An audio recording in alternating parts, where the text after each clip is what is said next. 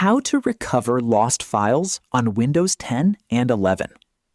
In this video, I'll show you how to recover lost files on Windows 10 and Windows 11 using a few simple methods. If you accidentally cut and pasted a file to the wrong location, open the folder where you moved it, right-click inside the folder, and select Undo Move, or simply press Ctrl+Z. This restores the file to its original location. If you still can't find your file, it may be hidden. Open the Start menu and search for Control Panel.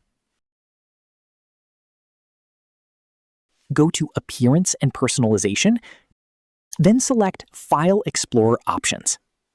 Choose Show Hidden Files, Folders, and Drives, then click Apply and OK.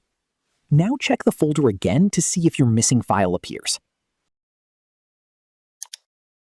If the file is still missing, search for its name using Windows Search or check the recycle bin in case it was accidentally deleted. That's it.